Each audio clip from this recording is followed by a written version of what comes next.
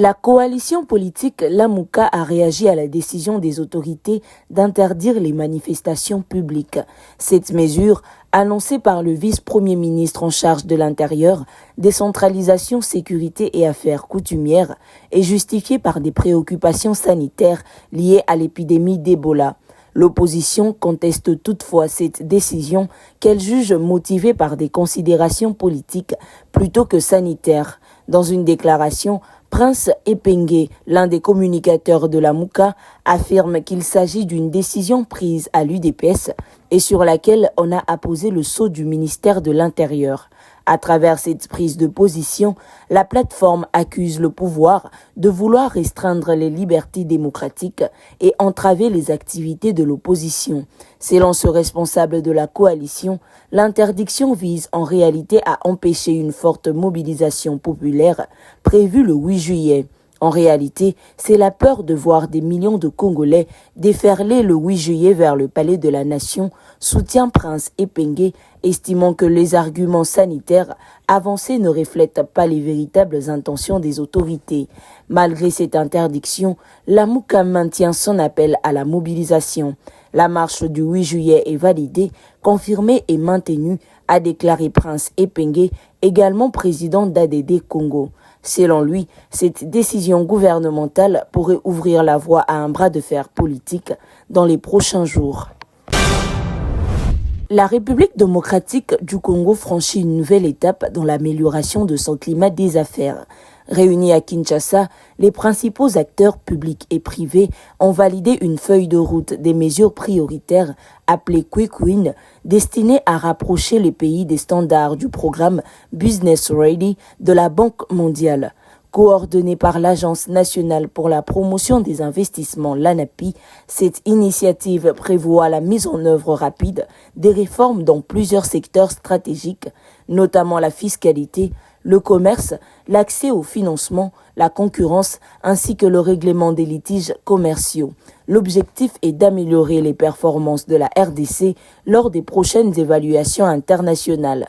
À travers cette démarche, le gouvernement entend renforcer l'attractivité du pays auprès des investisseurs, stimuler la création d'emplois et soutenir la diversification de l'économie nationale. Les autorités réaffirment également leur volonté de poursuivre les réformes en collaboration avec le secteur privé et les partenaires techniques et financiers afin de bâtir un environnement des affaires plus compétitif et plus favorable à l'investissement. La réaction des autorités ne s'est pas fait attendre après le scandale qui a touché la ville de Chikapa dans la province du Kasaï. Le gouvernement central a pris des mesures rapides pour assurer le respect des règles administratives. Le vice-premier ministre, ministre de l'Intérieur, Sécurité et Affaires coutumières Jacquemin Chabani, Luko Biango, a ordonné l'ouverture d'une procédure disciplinaire contre le maire de la ville. En même temps, une suspension préventive a été décidée contre le maire de Chikapa, Faustin Lumu-Luabo. Cette décision permet de laisser la place à des enquêtes approfondies sur les faits reprochés. Les autorités expliquent que cette mesure vise à renforcer la discipline dans la gestion des entités locales et à lutter contre les mauvaises pratiques administratives. Les investigations se poursuivent afin d'établir les responsabilités dans ces dossiers sensibles. Ce lundi 29 juin 2026, le ministre des Mines, Louis Watum Kabamba, a assisté à la signature officielle de l'accord cadre entre le FOMIN et Adex Plateforme AG, une société suisse spécialisée dans l'amélioration de la transparence et de l'efficacité des chaînes d'approvisionnement en diamants et pierres de couleur. Cette signature concrétise un partenariat stratégique validé par le Conseil des ministres lors de sa 91e réunion ordinaire du 29 mai 2026. L'accord prévoit notamment la création de l'ADEX RDC SA, une entreprise commune détenue à part égale, chargée de moderniser et formaliser la filière. Au cœur du projet, la mise en place d'une taillerie-joaillerie de niveau international, une plateforme numérique pour commercialiser directement vers les marchés internationaux, ainsi que le transfert des technologies et le renforcement des capacités locales. Pour le ministre, il s'agit d'ouvrir un nouveau chapitre du commerce responsable en RDC afin que les diamants congolais ne soient plus associés à la contrebande, mais deviennent un symbole de transparence, de modernisation industrielle et de prospérité partagée. Le gouvernement congolais remet sur la table la question du port d'armes à feu par les civils. Contrairement à certaines interprétations, il ne s'agit pas d'une autorisation nouvelle.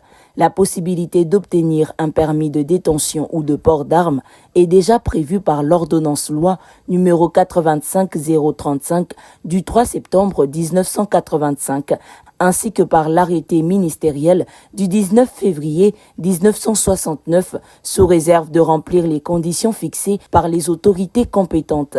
Cette mise au point intervient dans un contexte sécuritaire préoccupant. À Kinshasa, les incursions d'hommes armés dans des habitations se multiplient, alimentant un sentiment d'insécurité parmi les habitants. Dans l'est du pays, les groupes armés continuent également de menacer les populations civiles. Pour les autorités, l'objectif est de mieux encadrer la détention et le port d'armes, de lutter contre la circulation illicite des armes à feu et de garantir que seules les personnes légalement autorisées puissent en détenir ou en porter. Reste désormais à savoir si ce rappel de la réglementation, accompagné d'un contrôle plus strict de son application, permettra de répondre aux préoccupations des citoyens face à une insécurité qui demeure l'un des principaux défis du pays. L'aéroport international de Njili franchit une nouvelle étape dans son processus de modernisation. La Régie des voies aériennes RVA a procédé à l'inauguration de la rotonde entièrement réhabilitée du terminal domestique, un espace stratégique pour l'accueil et l'orientation des passagers. Cette infrastructure rénovée s'inscrit dans un vaste programme de remise à niveau des installations aéroportuaires du pays. Les travaux ont permis de moderniser l'espace, d'améliorer le confort des usagers et de redonner une meilleure image au principal aéroport de la capitale congolaise. Sur place, les autorités de la RVA ont réaffirmé leur engagement à poursuivre les efforts de modernisation dans d'autres aéroports du pays. L'objectif est de renforcer la sécurité, améliorer la qualité des services et adapter les infrastructures aux standards internationaux de l'aviation civile. Cette dynamique intervient dans un contexte où les transports aériens deviennent un enjeu majeur de développement et de connectivité pour la République démocratique du Congo, vaste pays aux besoins logistiques importants. Avec cette rotonde réhabilitée, Njili amorce ainsi une nouvelle phase de transformation appelée à se poursuivre dans les mois à venir à travers d'autres chantiers déjà annoncés par la RVA.